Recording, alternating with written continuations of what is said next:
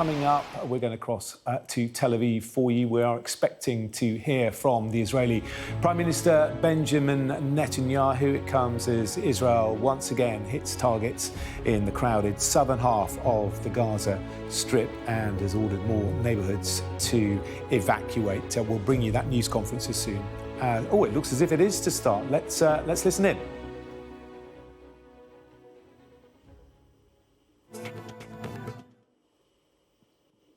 Citizens of Israel, this evening we've heard some very sad news. It has been finally discovered that Colonel Asaf Hamami, a hero, was killed in action on October 7. He was the commander of the 7th Division in the Gaza unit.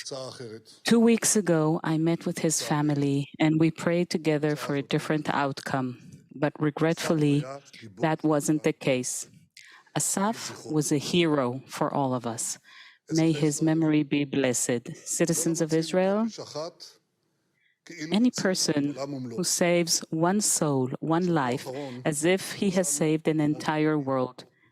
And over this past week, we have saved so many worlds.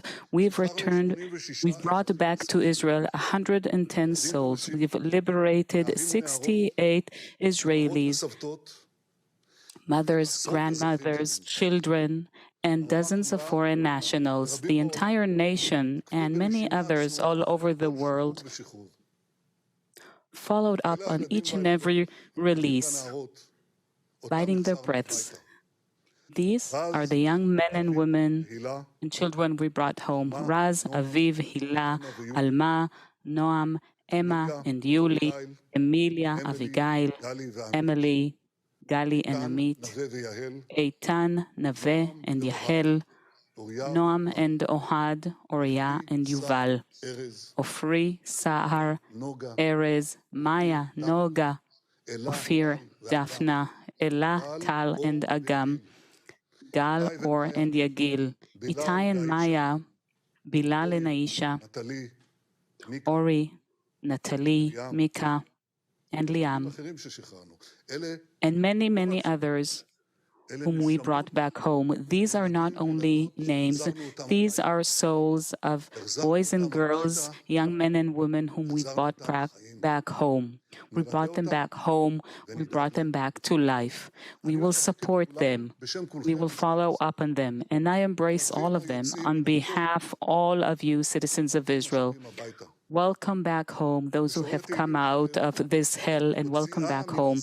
In Psalms it is written, we have taken them out from darkness to light, from enslavement to redemption to salvation. Only a week ago it seemed so inconceivable and imaginary, and here they are today with us, embraced by this entire nation with the hugs of their family.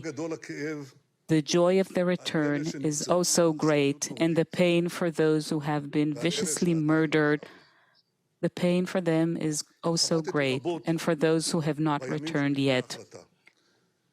In the days leading up to this decision, I deliberated greatly. I asked myself, how can you negotiate with this devil who killed men, women, children, babies, butchered, burned, and raped them? A devil, a Satan that has no value for human life. And yet it was also clear to me that we could find a way to take out from the grasp, from the clutches of this devil, dozens of people. And I was not willing to give up on that option. And we maintained a very firm negotiations under fire from morning to night, and I discussed extensively with President Biden, and we exerted pressure on the mediators in order to improve the outline. And indeed, we did manage to improve it significantly. There was efforts exerted by everyone, the IDF, the ISA, the Mossad, and I had direct communications on a daily basis with the White House, and all this or fruit. We doubled the number of those who have been released, but our task, our mission is not over yet. This week, I met with the wounded at the Soroka Hospital. I met many soldiers who've been wounded who are heroes, but another heroine, Maya Regev, who was abducted from the murders of Hamas from that rave at Re'im, the music festival at Re'im, and she suffered greatly, but now she's recovering. She is strong, and she met her brother Itai, who was also kidnapped and whom we also managed to bring back home. I was standing at her bedside. I hugged her. I hugged her father, Ilan, and her younger brother, Guy. What can I say, my brothers and sisters, citizens of Israel? What I saw was a family that's been reborn. We achieved the release of our hostages through the combination of massive military pressure carried out by our hero troops and the endless effort that I led along with my colleagues. My wife, Sarah, and I met this week once again the parents of some of the hostages who are still in terrible captivity by Hamas. We embraced them, we strengthened them, and I promised to them we will do everything in our power to bring them back home. We will do everything we can in order to bring them all back home.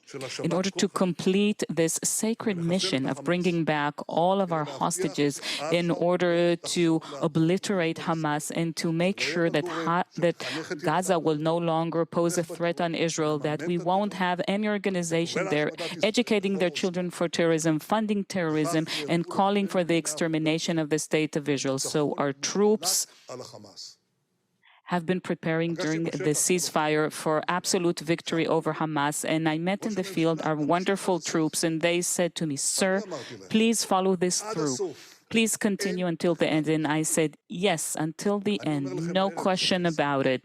And I'm telling you this evening, citizens of Israel, you have whom to trust: the troops, the soldiers, the combatants of the IDF, the ISA, the police officers who fought with utmost heroism. They're the very best. They have such great spirit and fierceness, and they have faith. They carry with them the pain over the loss of their dear friends and commanders who were killed in action, and so do all Israelis, until we achieve victory. The war continues. The day before yesterday, I instructed the IDF, along with the war cabinet, to resume the war with increasing intensity. Over the past 24 hours, we have eliminated over 400 Hamas targets. We've killed terrorists and infrastructure at Beit Lahia, and we continue to operate in the north of the Gaza Strip. Many of you have asked me over this past week, and one of our hero soldiers also asked me that when I visited the Gaza Strip, are you going to resume the war once the ceasefire ends? And my answer to that soldier was an unequivocal, resounding yes. And now this answer is clear to all of us, and I'm saying this very clearly. We are going to continue with the war until we achieve all of its objectives. And you cannot achieve these objectives without continuing the ground maneuver. The ground maneuver was necessary in order to achieve the results we've accomplished so far, and it is required in order to continue to achieve results. And I am saying to our friends all over the world, you share our goals of obliterating Hamas and releasing the rest of our hostages. Therefore, I emphasize to all of you as well, there is no other way to achieve these goals but to win. And there is no other way to win without continuing the ground maneuver. The IDF and the security forces are doing so with determination, with force, and while adhering to international law. In the north, we are also constantly acting against any attempt of Hezbollah to act against us. We are intercepting terror units, we are distancing the enemy from the border, and we are targeting all their means of warfare. We are continuing.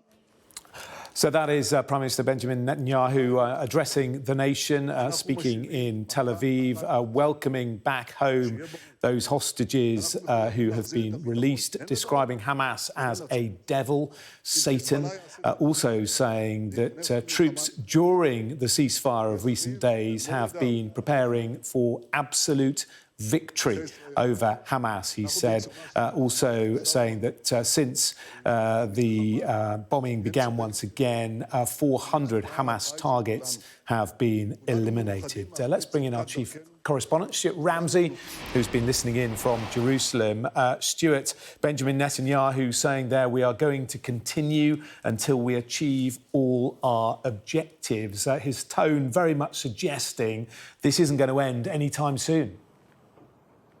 No, there's no suggestion of that whatsoever. Getting hostages back, he described as a sacred mission.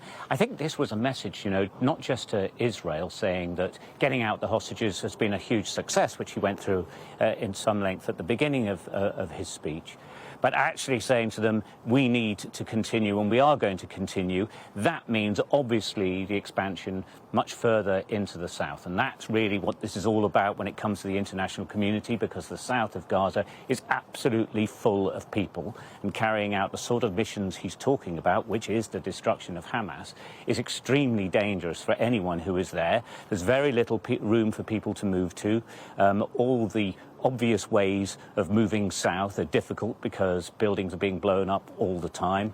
And the international community is hugely concerned about what is going to happen to these people. And I think what he was saying in his speech, and I say very much to the world, was, we know that you've been telling us we can't or shouldn't do this. We know that President Biden's been saying you really have to have precise targeting. I think what he is saying is, yes, you can say that, but if we want to destroy Hamas in a war like this and the way it's going to be, they have to just do what the military want. And that means going into tunnels, and people will simply be in the way. And there's just not enough room for 2 million odd people to get out of the way. So there will be a spike in casualties. We're already seeing it in the last day or so. Really difficult times ahead for the people in Gaza, but a determination from the government, to be expected, that they will continue this operation. And as we now know, the negotiators are still hoping that they can get the peace talks back on track. But the two protagonists have both pulled out of it for the time being.